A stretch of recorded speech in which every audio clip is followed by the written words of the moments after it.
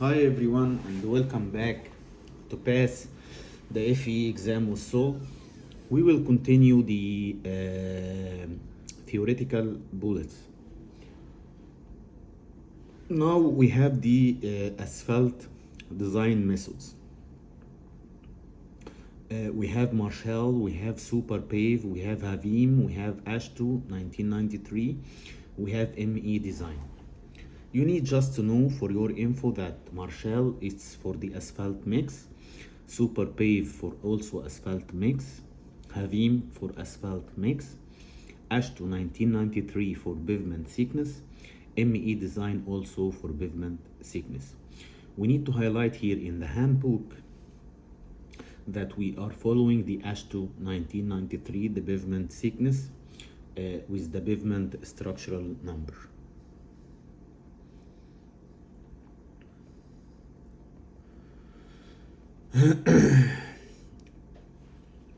For your info, you need to be aware of that test, which is Marshall test, and its test to identify the asphalt mix. Also, we have CBR or California bearing ratio, which measures the strength of soil subgrade. Okay, we need for info also to understand the super elevation. Now, the super elevation, you will hear that expression in the horizontal curves. We need to understand that during the design of highway and railroads, how the design is happening. So we divide the highway section into inner edge, center, and outer edge. You can consider the inner edge is the left side, center is the center, and outer edge is the right side. Okay, so in each line you need to understand what happened in the road section. So in the highway, the inner edge is lowered while its center keep the same, while the outer edge is raised. In the railroad, the inner edge is the same, the center is half raised, while the outer edge is fully raised. For the vertical curves, we have crest curves and sag curve. The difference between the crest and sag, we can consider the crest curve like a bridge, while the sag curve it's like a tunnel. So we need also to understand that for the sag curve, although it is mentioned in the handbook that the point of vertical curvature have an equation, for the sag curve you need to understand that the point of vertical curvature is equal the point of vertical intersection plus G1 multiplied by L by 2 plus G1 multiplied by L over 2, length of curve divided by 2. And G1, although G1 is negative, because if it's a sag curve, so G1 will be negative. The first slope will be negative, which is an important point. This which page? 6, so we need page 7 right now. So we go in our sequence, page 7.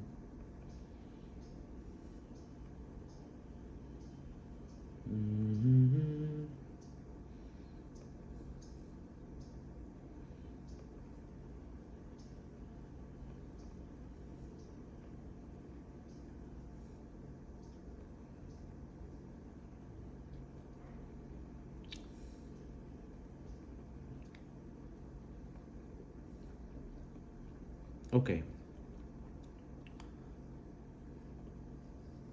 Okay. For vertical curves also, and this is in the transportation knowledge area, for vertical curves, you need to understand the lowest point. The lowest point on vertical curve is at x mean.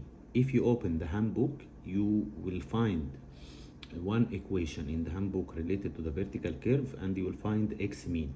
X mean is the lowest point in the vertical curve, and its station is equal the point of vertical curvature station plus x mean. So you will calculate x mean and add it to the point of vertical curvature station. That is the station of the lowest point of the vertical curve. Also, you need to know that the vertical curve is parabolic, not circular. In transportation also we have the stopping side distance, SSD, and it's equal to the reaction distance plus braking distance. Braking distance also involves coefficient of friction. You will find one term inside the equation of the stopping side distance, which is the coefficient of friction, and it's the acceleration divided 32.2. Okay.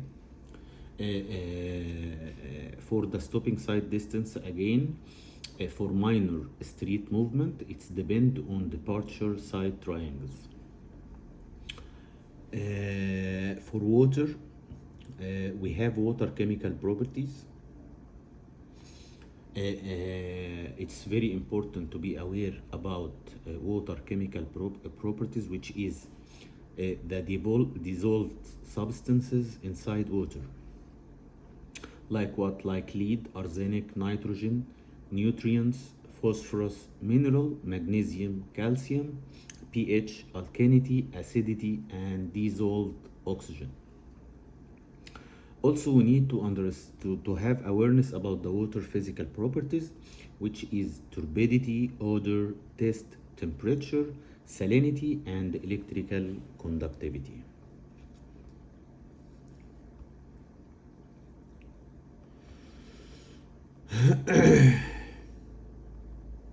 Okay, we have also water microbiological properties, which is the presence of microorganisms.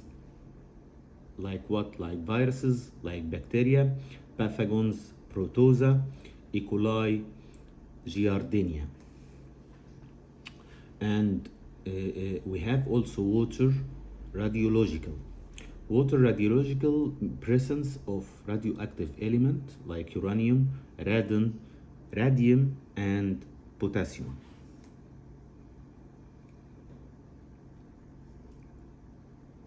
Now for the water treatment and wastewater treatment.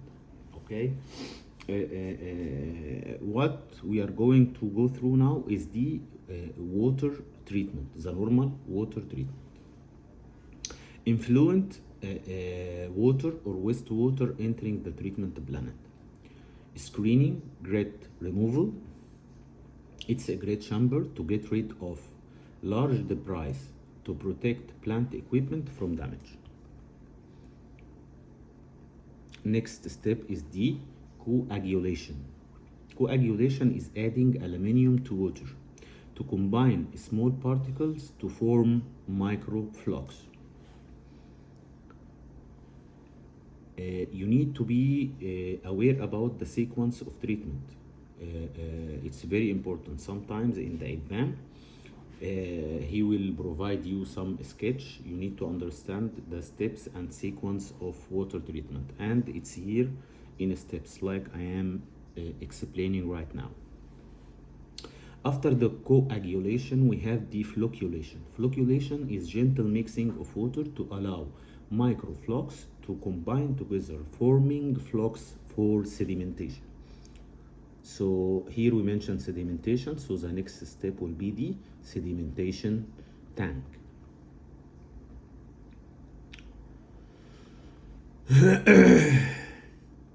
Okay, sedimentation tank or clarification. So when you hear clarification or sedimentation tank, is the same meaning. That's allow folks to settle at the sedimentation tank. After the sedimentation tank, we have the aeration tank. Aeration tank is mixing the air with water to allow dissolved gases like CO2, H2S going out of water. Then we have filtration. Filtration is passing water through sand, gravel, or activated carbon to get rid of remaining particles. Then we have disinfection. Use ozone or UV light or chlorine to kill bacteria and viruses like protozoa and pathogens. Then we have the pH or post-treatment, which is adding chemical like lime or soda ash to adjust water pH value to ensure safe quality distribution and prevent distribution pipes from rust. Intellectual property, it's part of the code of ethics. Just for your info, it's very important to understand intellectual property. It's the inventions or samples or literary works or patents or and design. So that's what meant by intellectual property.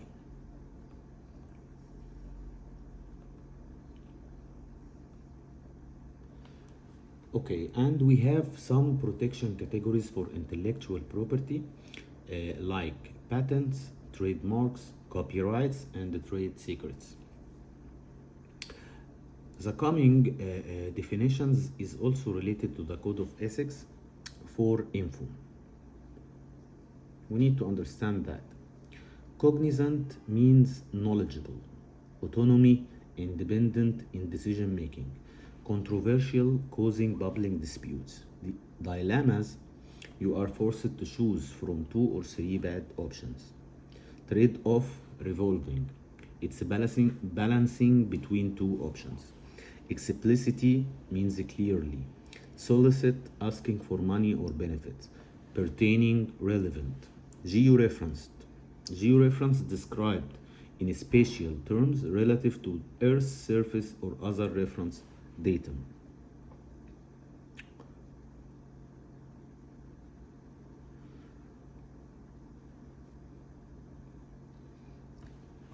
Now for the materials, we have wood. Wood is a raw material. Timber is wood minimally processed, while lumber is wood fully processed. What is the type of wood? We have softwood, hardwood, and engineered wood. Examples of engineered wood is plywood, oriented strand board, MDF, laminated veneer lumber, glued laminated timber, glue laminated. Anisotropy. Anisotropy, it's a material property measurement depend on the direction from where it is measured. Wood moisture content. The wood moisture content is affecting the warping, cracks, and shrinkage. Wood soil block test. This is tests wood resistance to biological degradation. BOD, biochemical oxygen demand, consumed by microorganisms to decompose organic matter.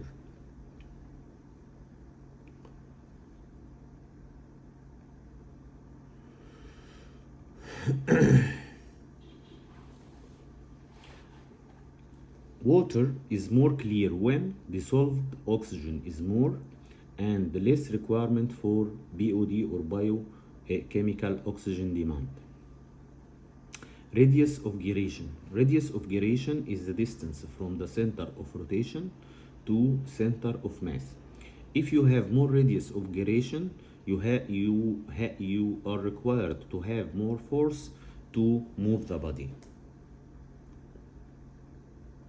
Potential energy. We have 2 types of potential energy: gravity potential energy and the elastic potential energy. The gravity is mgh and the elastic one is half ks square. Kinetic energy, it's half mv square plus half I in angular velocity square, which I is the area moment of inertia.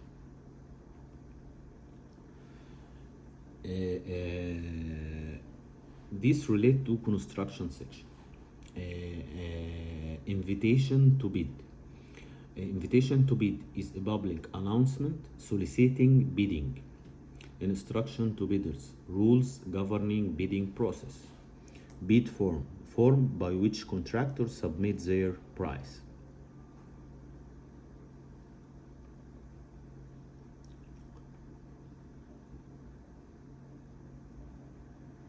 Now, we need to understand the contract types. We have design, bid, build. We have design and build. We have construction manager agency. We have construction manager at risk. We need to know about the design and build contract. We have less owner control. While in construction manager agency, we have an owner representative. And in construction management at risk, we have cost certainty. Ambiguities. Ambiguities, a case with more than one definition. Cost estimates.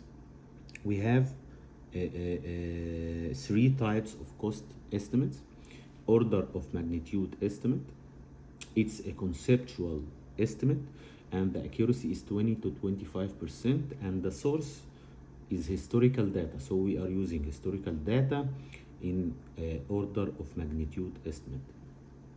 We have also preliminary estimate, which also called schematic estimate, and its accuracy is 10 to 15%, and it's more project definitions. So at that stage, the project is more defined. And we have the detailed estimate, also called definite estimate, accuracy 5 to 10%, and at that stage, the design phase of the project is completed. Methods of calculations. We have the unit cost method and we have cost indexing. The unit cost, it's example like an example is the concrete cost per cubic yard, and for cost indexing we are using historical data. If you find this video helpful, hit like and subscribe for more videos. Have a very good one, everyone.